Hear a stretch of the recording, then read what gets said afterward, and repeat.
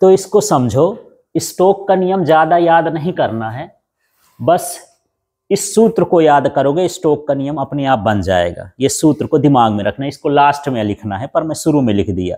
शुरू में इसलिए लिख दिया कि इससे आप इसकी परिभाषा बना सकते हो।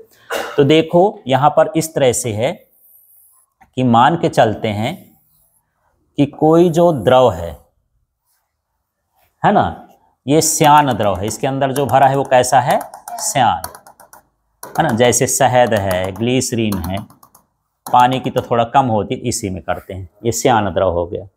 ठीक है, अब इस श्यान द्रव में हम एक कोई गोलाकार वस्तु जैसे छर्रा है, कंचा है, उसको हम गिरा दिए, भारी सी गेंद गिरा रहे हैं, है ना, बहुत बड़ी नली है। तो यहाँ पर मान लो यहाँ से हम ये एक गेंद को गिराए, तो गेंद इसके अंदर जाएगी, तो शुरू में तेज जाएगी, फिर जैसे कुछ दूर पहुंचेगी इसका वेग क्या हो जाएगा, नियत, कम होगा, लेकिन इसके बाद क्या रहेगा, फिर यहाँ से जब जाएगी, यहाँ से लेकर के यहाँ तक, इसका वेग क्या हो जाएगा, नियत हो जाएगा।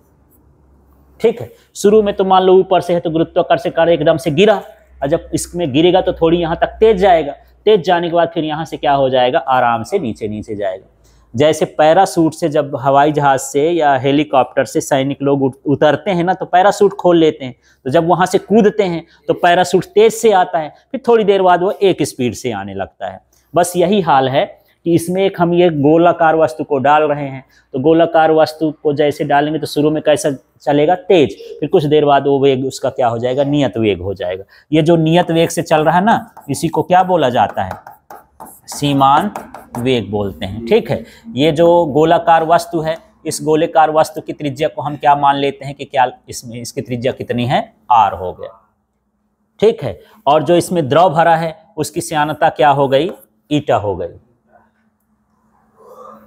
ठीक है, और इसमें जो बल लगेगा तो वस्तु आती है नीचे, लेकिन जो उसका क्या कहना चाहिए, श्यान बल है, वो गति के कहाँ लगता है, विपरीत लगता है, तो श्यान बल कहाँ लगेगा, ऊपर, ये हो गया F। तो हमको यही पता करना है कि एक गोलाकार वस्तु को श्यान द्रव के भीतर गिराते हैं तो उस पर लगने वाले बल का मान कितना होगा, इस तरह से है। तो उसको हम किसके नियम से देते हैं, स्टोक के नियम से। तो चलो स्टोक के नियम को पढ़ते हैं।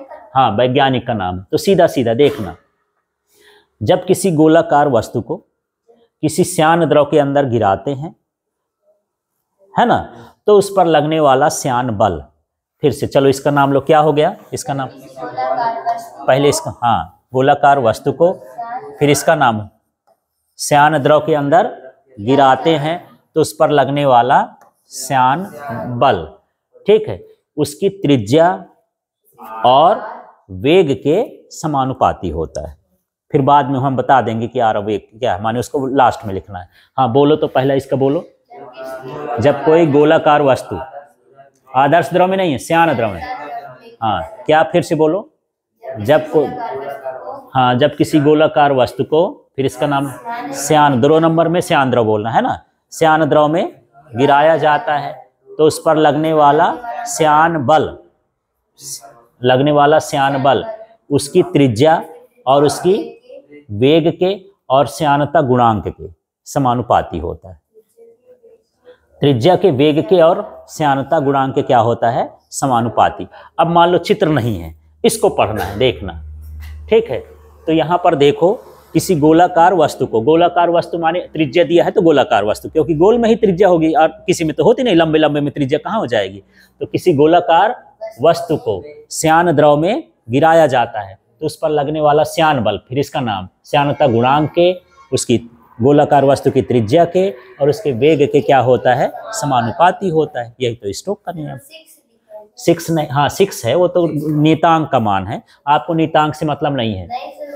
हाँ ठीक है, समझ में आ गया। तो इसका नाम क्या हो गया, श्यान बल, फिर इसका नाम क्या हो गया, श्यानता गुणांक, इसका नाम क्या हो गया, वस्तु, गोलाकार वस्तु की त्रिज्या, और ये हो गया सीमांत वेग बोल सकते हो, सीमांत वेग के समानुपाती हो। ठीक, तो इसी को यदि हम शब्द को सूत्र में लिखेंगे तो ऐसा लिखेंगे, ये ईटा आर भी, यही सूत्र लिख रहा हूं, 6 पाई बराबर मत लिखना, है ना। अब क्या है, ईटा को हटाओगे तो एक नियतांक आ जाएगा के, ये हो गया ईटा आर भी, और के का मान कितना होता है 6 पाई, तो ये हो जाएगा 6 पाई ईटा आर भी। जो भी साइंटिस्ट इसको माने पॉइजली वगैरह किए हैं उसका मान निकाल के देखे कितना आता है, 6 पाई के बराबर आता है। तो इस तरह से ये जो है ये किसका नियम हो गया, स्टोक का नियम हो गया, है ना। समझ में आ गया। तो आप उसकी भाषा लिखोगे, भाषा लिखने के बाद इसको लिखोगे, उसके बाद इसको लिखोगे, इसको लिखो, फिर लास्ट में जहाँ करके हमको सारा कुछ बता देना कि जहाँ जो जो इस सूत्र में एफ आया, ईटा आया, आर आया, भी आया, के आया, 6 पाई तो संख्या उसको बताने की जरूरत नहीं है। तो एफ क्या कहलाया, श्यान बल, ईटा क्या कहला गया, श्यानता गुणांक, और आर क्या कहला, गोलाकार वस्तु की त्रिज्या, भी क्या कहला गया, और के क्या कहला गया, नियतांक कहला गया। ठीक है, क्लियर हो गया। अब लास्ट में एक चीज और कर लेते हैं, ये है सीमांत वेग। ठीक, ये टर्मिनल वेलोसिटी होती क्या है।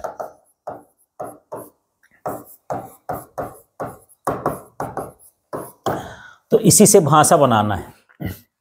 जब कोई वस्तु किसी श्यान द्रव में गिरती है तो कुछ समय बाद उसका वेग क्या हो जाता है, नियत हो जाता है। इस नियत वेग को क्या कहते हैं, सीमांत वेग। यह सिंपल सा है कि श्यान द्रव के अंदर किसी वस्तु के नियत वेग को वो क्या कहते हैं, सीमांत वेग कहते हैं, है ना। और ऐसे बोलना है चित्र को देख करके, तो ऐसे भी बोल सकते हो कि जब गोलाकार, यहाँ पर नहीं बोलना है, ये किसी कोई भी वस्तु हो सकती है, आप खुद भी हो सकते हो, है ना। पानी के अंदर डूबते हैं, मान लो गहरा पानी है ना, ठीक है, तो जब आप शुरू में जाते हो तो एकदम से छद्म हो गया, माने बहुत तेज से थोड़ा सा नीचे तक जाओगे, फिर जब नीचे और जाना होगा तब कैसे जाओगे, धीरे धीरे धीरे एक नियत वेग से जाओगे, तो वो आपका कौन सा वेग कहला गया, सीमांत वेग कहलाए। एक पत्थर ही है, पानी में गिरा रहे हो तो शुरू में तो तेजी से गिरेगा, फिर वो धीरे धीरे गिरता है। ठीक है। अरे मैं वहां पर गया था यार, मुझे ध्यान आया, ये भेड़ा घाट में, तो भेड़ा घाट में एक बंदर पहाड़ी है, बंदर कुदनी। बंदर कुदनी का मतलब ये है कि दोनों तरफ जो है पहाड़ हैं और उसका पहाड़ का गैप कम है कि बंदर इस पार से उस पार कूद सकता है। ठीक, और वहाँ जो नर्मदा नदी